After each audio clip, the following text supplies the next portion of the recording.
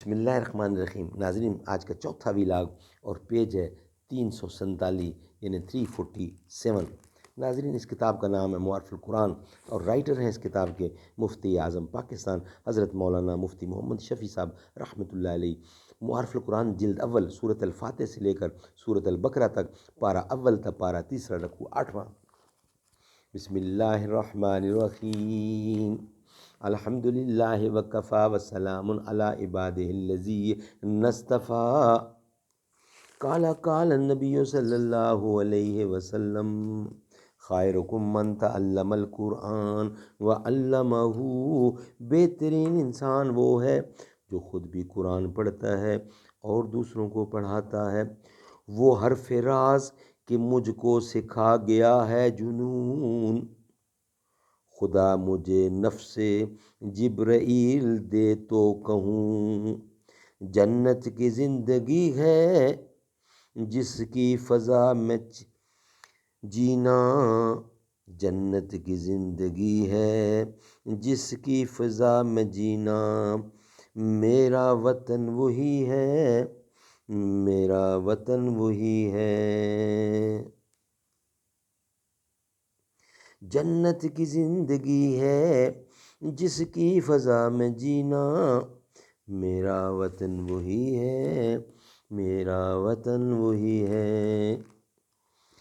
اس معاملہ میں اس حدیث سے شبہ نہ کیا جائے جس میں یہ ارشاد ہے کہ بعض آدمی جنت کے کام اور اہل جنت کے عمل ہمیشہ کرتا رہتا ہے، یہاں تک کہ اس شخص اور جنت کے درمیان صرف ایک ہاتھ کا فیصلہ رہ جاتا ہے، مگر پھر اس کی تقدیر غالب آ جاتی ہے اور اہل دوزخ کے سے کام کرنے لگتا ہے اور انجام کار دوزخ میں جاتا ہے۔ اسی طرح بعض آدمی دوزخ کے کام میں مشغول رہتا ہے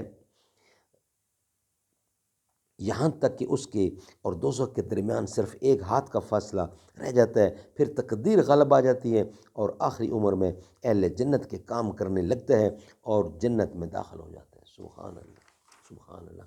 وجہ یہ ہے کہ اس حدیث کے بعض الفاظ میں یہ قید بھی لگائی گئی ہے کہ فیما یبدو للناس، یعنی جس نے عمر بھر جنت کے کام کیے اور آخر میں دوزخ کے کام میں لگا، در حقیقت اس کے پہلے کام بھی دوزخ ہی کے عمل تھے، مگر لوگوں کے ظاہر میں اور دیکھنے میں وہ اہل جنت کے عمل معلوم ہوتے تھے۔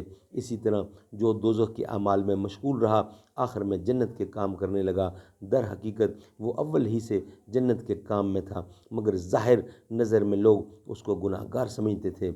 خلاصہ یہ کہ جو آدمی نیک کام میں مشغول رہے، اس کو اللہ تعالیٰ کے وعدہ اور عادت کی بنا پر یہی امید رکھنی چاہیے کہ اس کا خاتمہ بھی نیکی پر ہوگا۔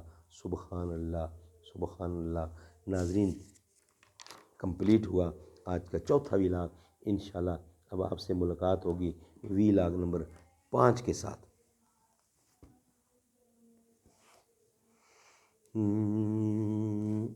در نبی پر یہ عمر بیتے ہو، مجھ پہ لطف دوام ایسا، مدینے والے کہیں مقامی ہو، ان کے در پہ قیام ایسا۔ بلال تجھ پر نثار جاں ہو کہ خود نبی نے تجھے بلایا، نصیب ہو تو نصیب ایسا، غلام ہو تو غلام ایسا۔ نماز اقصیٰ میں جب پڑھائی تو انبیاء اور رسل یہ بولے، نماز ہو تو نماز ایسی، امام ہو تو امام ایسا۔ حسین قرآن کے ہیں وہ قاری، جو نوک نیزہ پہ چڑھ کے بولے، سوا خدا کے نہ سر جھکانا، دیا جہاں کو پیغام ایسا۔ کسی کے آگے نہ سر جھکانا، دیا جہاں کو پیغام ایسا۔ کہ ہیں جتنے عقل و خرد کے دعوے، سب ان کی گرد سفر کو پہنچے، کوئی بھی اب تک سمجھ نہ پایا ہے مصطفیٰ کا مقام ایسا۔ جو غم زدوں کو گلے لگا لے، بروں کو دامن میں وہ چھپا لے، ہے دوسرا کون اس جہاں میں سوائے خیر الانام ایسا۔